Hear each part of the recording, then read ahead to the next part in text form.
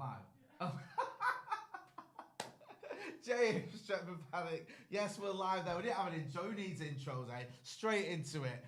No dramas. We are live with the Paper Talk on a Saturday. We've got loads of news, so why would we not come in on a Saturday to give it to you all? Get involved in the chat and the comments and let us know what you think about all the latest news and stories coming out of Old Trafford. Now, we know we have signed, or we've got the deal done in principle for Casemiro from Real Madrid. That was announced officially by the club last night. 60 million quid, I think, with 10 million in add-ons. Lots of debate going on about that. He's 30. He's 30 until he's 31. Looks like... wait a minute. Oh, my God. My microphone was all the way over there then. I just realised. We're having all sorts of dramas there. Hopefully you can hear me. Yes, my mic is a bit off there. Let's try again. Loads of stories coming out of United lately. We are here on a Saturday because there's so much news. Why wouldn't we be? First of all, the last night we had the... Can you hear me? Can we hear me now? Have we sorted? Yes. Volume is too low. Can you hear me? Yes. Are we all right? Volume is too low. People saying no. Hello. Let me know if you can hear me on the audio there. Hopefully you will be able to. People saying the mic's off a little bit. I'm on the blue mic. If that's it's on full. Listen, we'll try anyway. We'll try and hear. People saying that the mic is a bit low. Let us know how you're getting on. We have turned it up, so hopefully you can hear me now. You can hear me, right? Yeah, I love it. Can hear you now. You can hear me now, right? We got there in the end. Should we start again or what? I tell you what. Let's just start again because we've had all sorts of dramas. I started talking with my mic over here, and then we went live without an intro. So Saturday morning, I can't even blame the drink anymore. Yeah, loads of news coming out of Old Trafford. Last night there was an official announcement that Manchester United have got the deal done in principle for Casemiro from Real Madrid. It was, I think, 60 million quid plus 10 million in add-ons. We had a bit of a chat about it last night on the live. People were saying, great signing, just what we need, a defensive midfielder. Finally, we've gone and got that defensive midfielder we've been crying out for since, I don't know, well, certainly since Nemanja Matic first arrived or just left at least. Probably a bit before that, to be honest with you, won't we? Because Nemanja Matic's legs went a few years ago and we've been crying out for someone to replace him. A lot of people were talking about the whole McFred thing. Is this the end of McFred? Some people were a little bit sceptical, saying that basically 70 million quid for a 30-year-old, I think he turns 31 in February, was a bit too much. Listen, I like Casemiro. He's world-class. How often do we sign world-class players? Not very often. I know in an ideal world we would have bought someone a bit younger, but I'll take him. I'll take him at Old Trafford, and I think he can come straight into this team and do a job, and we need someone who can come into this team and do a job. I will get to the Antony news in a sec, but first of all, I'm going to get into your comments because that was the main story last night, obviously Casemiro, so there's still people talking about that. Yeah, we've got... people saying that the microphone is all good, although Muhammad Ali keeps saying no sound, mate. Joel Reddy says, hi, Jay. We still need either Neves or Yuri Tielemans. Yeah, it does seem with Casemiro. He's a different type of player, and I'm not mad keen on Neves and Yuri Tielemans, by the way. He's a different type of player than De Jong, innit? We've been linked heavily with De Jong. I don't think that's happening now. I'd be very, very surprised if we went and got De Jong and Casemiro. I don't think that's even a start. But you could bring in another midfielder to play alongside Casemiro. That could be an option. I don't know if it's going to happen, though. I think we're more likely to see Casemiro with perhaps Bruno and Fred in front of him, or Bruno and Eriksen. Joe made the point the other day.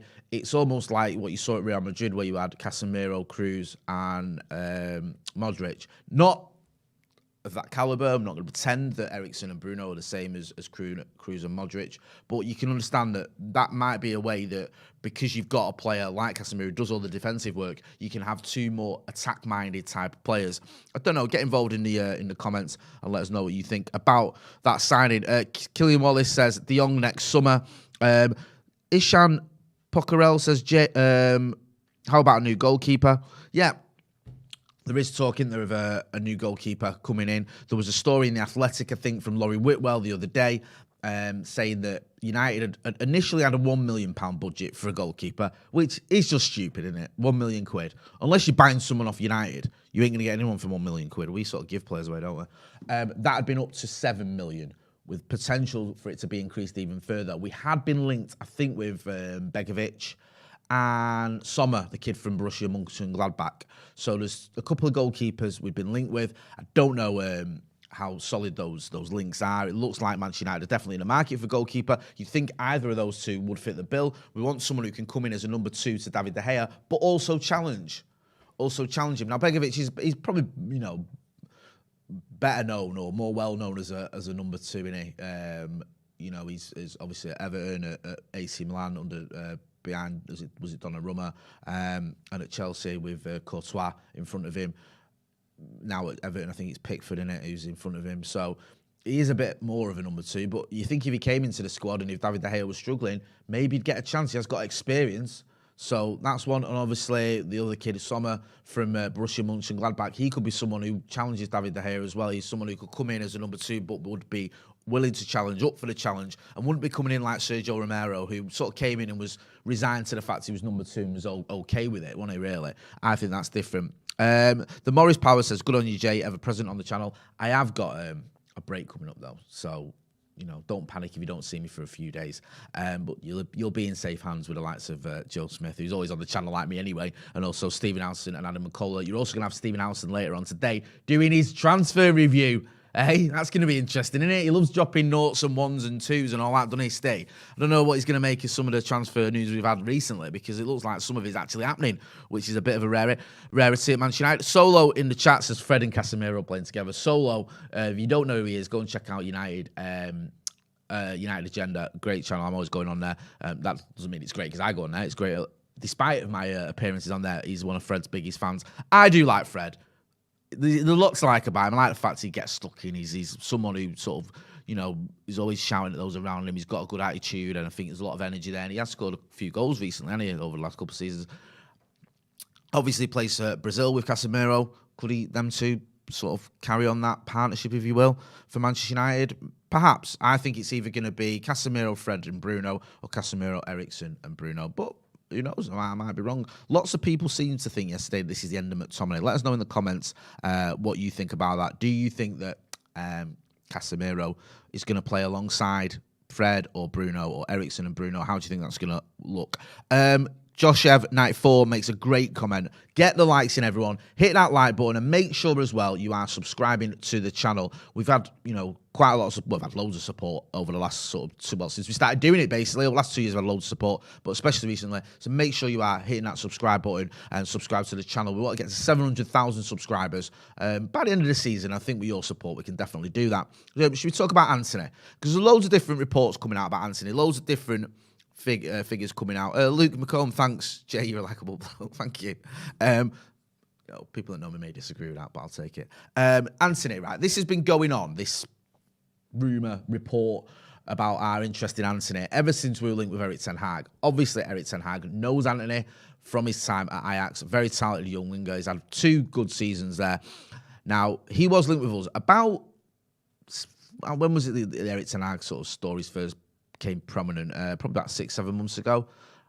He was linked with us, and then when Erik ten Hag was made official, the sort of the amount of links, the stories got ramped up quite a lot, and it was like, look, this looks like it's going to be one of Erik ten Hag's priority signings. Then it cooled down a little bit. First, because we were talk of us getting him for around 40 million quid, which you thought, okay, that's great. 40 million pound for a talented winger makes a lot of sense. Nowadays, with United by anyone, then it's going to be around the sort of at least the 50 million mark for anyone, even if it's, Amad Diallo, I think, had barely played any professional football. And then we end up paying about 37 million for him. So that kind of made sense. But then there was all these other reports coming out that we ended up paying up to 60, 70, 80. The price just kept going up. And as the price increased, you sort of saw Manchester United's interest waning a little bit, shall we say, because it's like, we're not going to pay that much money for a player who, has had good seasons at Ajax. I think he's had 2 good seasons, but it seems like a lot. Do you know what I mean? A lot to be paying sort of 80 million for someone who's, I think I'm going to go through his stats here now. Last season, I think he played, if I can find it, 23 games in the Eredivisie, 8 goals, 4 assists. The previous season, 32 games, 9 goals, 8 assists. So good numbers, solid numbers. Do you know what I mean? But not ridiculous. Not amazingly spectacular. It was just good numbers, a good player to watch as well if you like the eye test and not just stats. He's always entertaining and he's tricky. Someone who likes to run at defenders. He can cut in. I think he's left-footed. He plays on the right. He can cut in and try and have a shot with his left foot, or he can try and beat his man. He's got a few sort of tricks in his armoury, and I think he'd be a player that, you know, if he did come to Old Trafford, you'd enjoy watching him, which is nice, and it makes a bit of a change, doesn't it? Enjoying watching football. But then the sort of prices went up to a point where you were like, really? 70, 80, 90 million? We're not going to pay that for him. Well, there's reports that we could be going turbo for him, and we're willing to pay up to 100 million euros for him. There was a tweet that went out, I think this was yesterday evening. Now, this is from a journalist from Foot Mercato. He's got about 106. Santi Auna, sorry. He's got about 116,000 followers. And he said that, if I put it through the translator, said Manchester United are preparing a new offer for Antony, the Brazilian flag there, because, yeah, he's Brazilian. It should be 100 million euros, including bonus. 80 million euros plus 20 million, and could be accepted.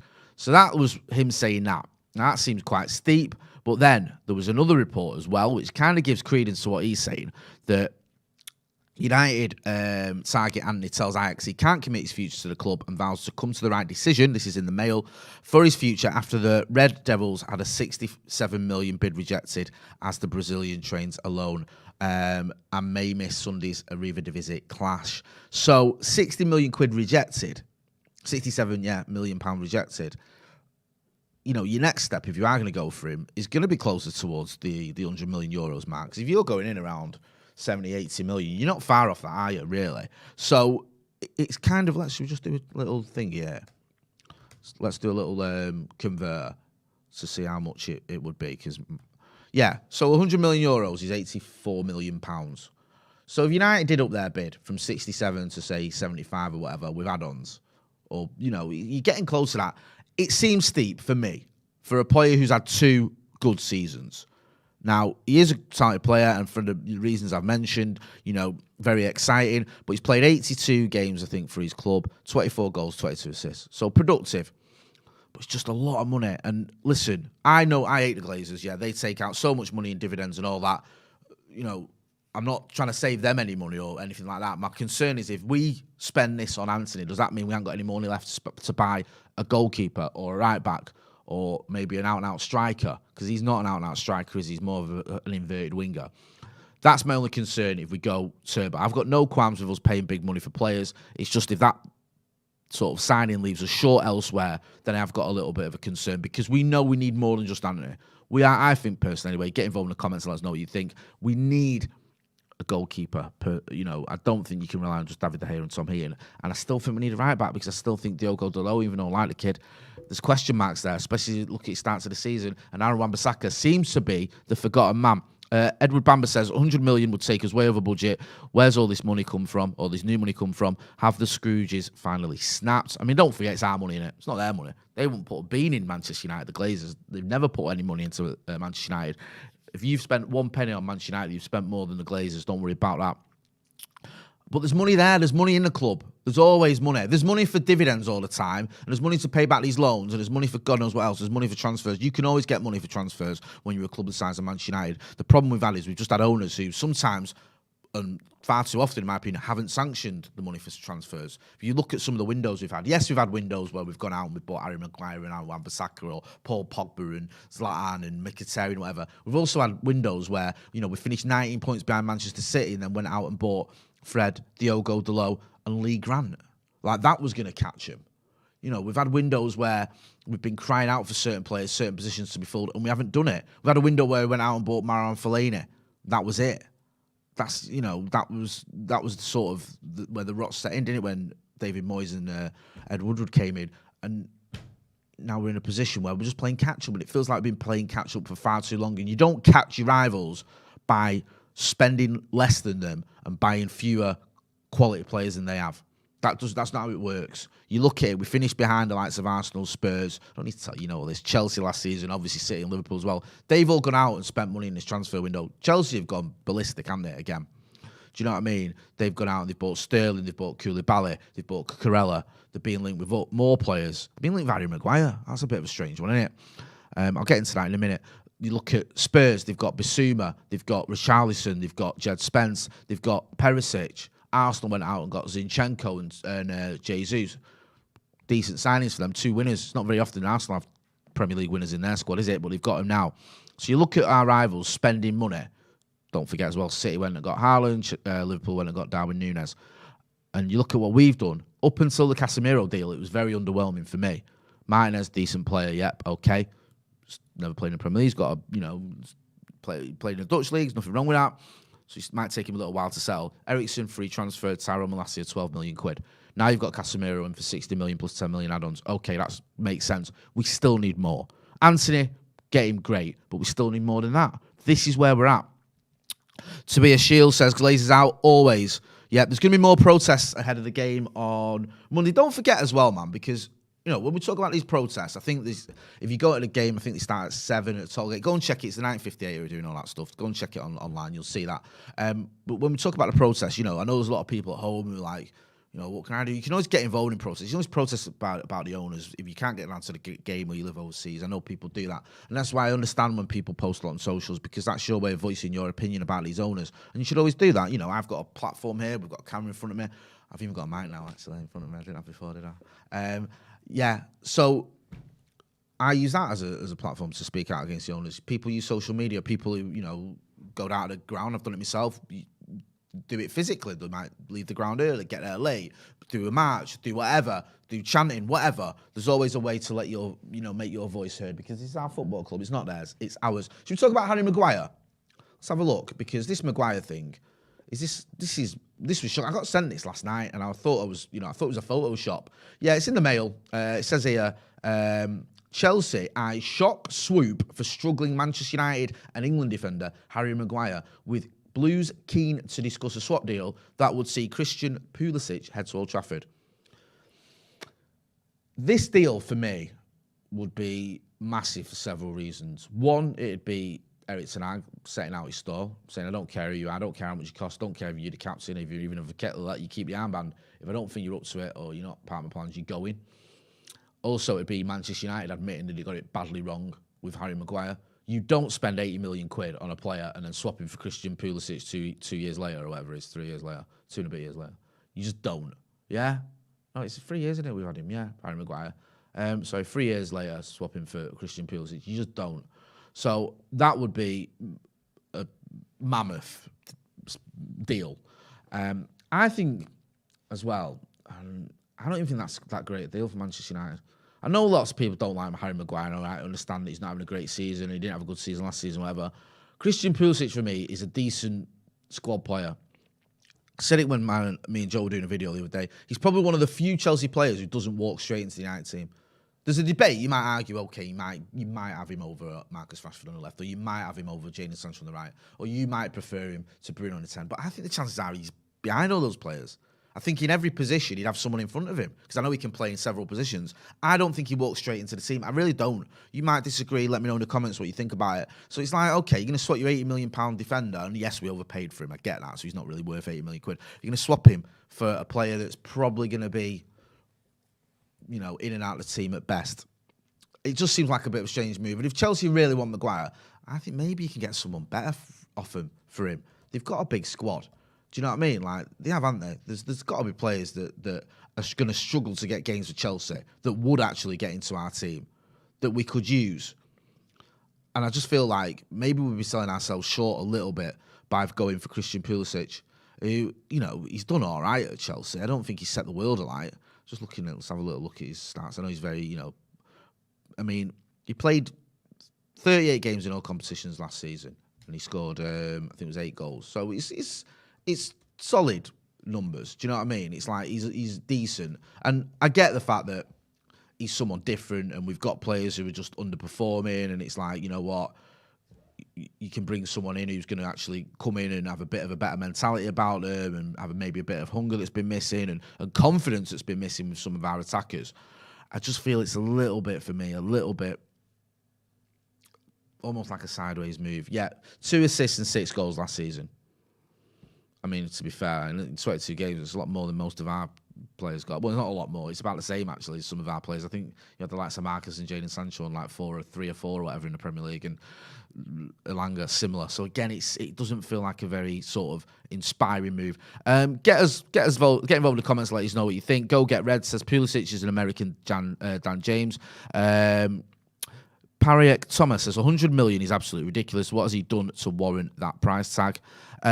Amakana says, Kante or Reece James? Yeah, I would love Reece James at United. I don't think you're getting him for Harry Maguire. I'll be honest with you. If that happened, that'd be the best deal you could imagine, I think. I think Reece James is such a good fullback, and he fit into Erik ten Hag's system perfectly. I don't know. The dude 42 says, get Hudson-Odoi, can at least play right back as well. Maybe. Darren Cox says, good to get rid of Maguire, but I agree, Pulisic doesn't immediately start yet. It just feels a little bit like we're making a bit of a sideways move, shall we say. James Wood says, we should ask for Reece James and just do it as a straight swap. I don't think we've got any chance of getting Reece James. He's such a good player. He's a young player as well. And I think swapping Harry Maguire for Reece James, one player who's on the up, and he's one of the best players in the league in his position, and a player who's just coming off the back of probably his worst season in the Premier League and has had a bad start to the Premier League. To be honest with you, I don't even think Harry Maguire's had a bad start. I should say that back. He's not been that bad this season. I think it's just because United have been terrible and he's the 80 million quid captain. Everyone looks at him. You know, there's still massive question marks about his leadership qualities and all that. I don't really think he's had a terrible start to this season. I think, some of his teammates have had worse. I know that's not saying much. But he hasn't had a good spell. Last season wasn't great. We need to see a bit more. Right, I'm going to wrap it up there. Listen, thanks to everyone who got involved in the chat and all the comments. I appreciate it, especially with all those teething problems at the start. There was all sorts going on. Went live straight away. Then I started talking about a microphone. I've only been doing this for about 10 years. You think I'd know by now, wouldn't you? Listen, we're going to have the transfer review later on. Stephen Howson outside Old Trafford with the transfer review. He's got loads to talk about as well, hasn't he? Including transfers that are actually happening and happened. One transfer that could be on the horizon is 100 million euros for Antony. Our Antony from Ajax. Just before I go, actually, just reminded me of something. Let me just check. Sorry, all over the gaff today. There was rumours of Cody Gakpo coming to United. I think it was Jason Burt in the Telegraph yesterday who was saying that United were looking at him as an alternative in a £34 million deal. Let us know what you think of that just before we go, because I'm interested in that. Cody Gakpo. Would he be a better option for United, you feel? His numbers aren't bad at all. 27 games last season, 12 goals, 13 assists. And he cost a lot less, which should free up more money. Does that make more sense to you, Antony? Or Erik ten Hag knows Antony, he managed him. Is he the main man? I'm interested to hear what you guys think about that one, because I almost forgot about that. I saw it last night. Yep. What's Tom Greenwell says, check Andy Mitten's tweet about managers. I saw that. He did a tweet, didn't he, about, I know Kieran McKenna, I think at Ipswich, who's obviously left United's coaching staff. It says Andy Mitten did a tweet saying Ipswich managed by Kieran McKenna, even who left United last season, top of League One. Salford managed by Neil Wood, who left United last season, top of League Two. Maybe these coaches weren't as bad as we thought. I know the results had gone wrong, but I just think that it was sort of people who don't really know what goes on behind closed doors going, oh, he's the problem, he's the problem. How do you know if that coach is the issue at Manchester United? You don't, do you? It's a bit of a strange one. Anyway, Hamza Mirza says Gakpo for sure. Glenn F says, cheers, Jay. Boba De Robber says Gakpo all day long. Gaming Gem Finder says Antony is worth 30 million in July. What a joke. Yeah, his price has gone through the roof. Anyway, I'm going to wrap it up there. Thanks to everyone who got involved in the comments. Don't forget to like, share, and subscribe, and check out Stephen Howson's video later on the transfer review and all the videos we've got. A quick little super chat there from AskU99. 100 million. That is stupid money.